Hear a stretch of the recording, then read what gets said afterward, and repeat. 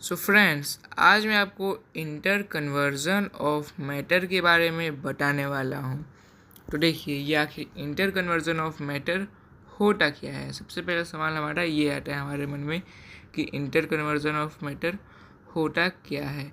तो देखिए, inter conversion of matter होता है जो हमारा 3 स्टेट ऑफ मैटर होते हैं, सॉलिड, लिक्विड, गैस। और अगर आपको ये नहीं पता है कि अगर मैटर क्या होता है, तो मैटर हम लोग के आसपास जो भी चीज़ होता है वो मैटर होता है। अब सॉलिड वो चीज़ होता है जैसे जो कि सख्त होता है, ठीक है ना। जैसे कि मेरे सामने अभी बुक है, और आप जिस मोबाइल, लैपटॉप या पीसी या फिर टैबलेट जिस पे भी आप ये वीडियो देख रहे हैं, वो भी एक सॉलिड ही है, ठीक ना। और लिक्विड वो चीज़ होता है जैसे कि पानी हो गया हमारा, कोल्ड ड्रिंक हो गया, तो ये सब होता है हमारा लिक्विड।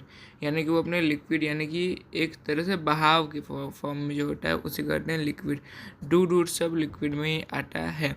और जो गैस होता है, जो कि हमारा एलपीजी होता है, सीएनजी होता है, ये सब गैस आता है हमारा गैस के फॉर्म में, ठीक ना।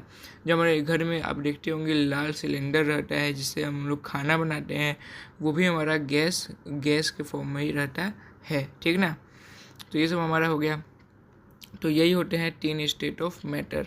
तो आपको स्टेट ऑफ मैटर तो समझ में आ गया। आप इंटर कन्वर्जन ऑफ मैटर के बारे में आप समझ लीजिए। इंटर कन्वर्जन ऑफ मैटर का मतलब होता है कि अगर आप सॉलिड से अगर गैस कोई चीज़ कन्वर्ट हो रही है, जैसे कि अगर बुक है, तो बुक अगर हम लोग जला लिए तो वो बहुत सब वो हवा में उड़ जाएगा और उसका कुछ गैस बन जाएगा, तो वो सॉलिड से गैस में कन्वर्ट हो जाएगा।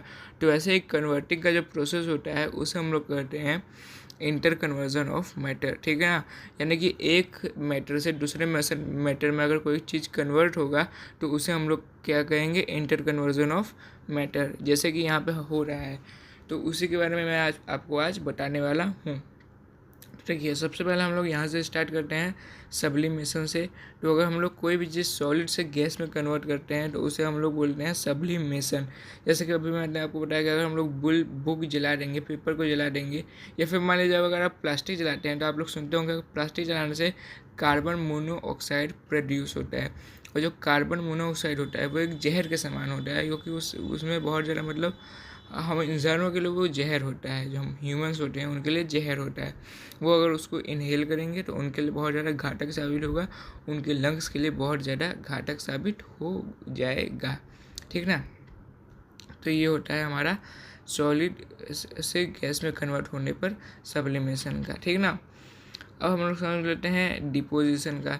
तो अगर गैस से कोई चीज़ सॉलिड में कन्वर्ट होती है तो उसे हम लोग क्या करते हैं, उसे हम लोग कहते हैं डिपोजिशन, ठीक ना। अगर हम लोग डिपोजिशन के एग्जांपल के बारे में बात कर लें तो अगर आप लोग जानते हो लैब में, तो लैब में आजकल डायमंड बनने लगा है, ठीक ना। पहले का डायमंड का खोज होता था, लेकिन अब लैब में ही डायमंड बनने लगा है। तो वो जो लैब में डायमंड बन के तैयार होता है वो असल में बहुत ज़्यादा, एक तो लिक्विड उसमें यूज़ होता है और एक यूज़ होता है गैस। अब गैस क्या काम करता है, गैस क्या करता है, उसको हीट कर देता है, ठीक ना।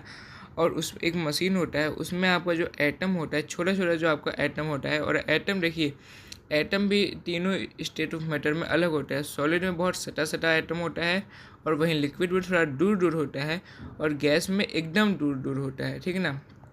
तो जो हमारा एटम होता है वो हमारा लिक्विड के साथ पहले गैस के साथ हमारा रिएक्शन करता है, ठीक ना। और लिक्विड में हमारा क्या होता है, लिक्विड में हमारा होता है लावा, ठीक ना। तो लावा के साथ फिर वो गैस के साथ रिएक्शन करके लावा के साथ मिलके सॉलिड में हमारा हीरा को बना देता है, ठीक ना।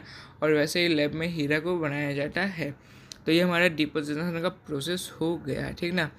अगर हम लोग गैस से लिक्विड के बारे में बात कर लें तो आप खुद घर पे ट्राई कर सकते हैं। आपको क्या करना है, एक पानी को उबाल देना है, ठीक ना।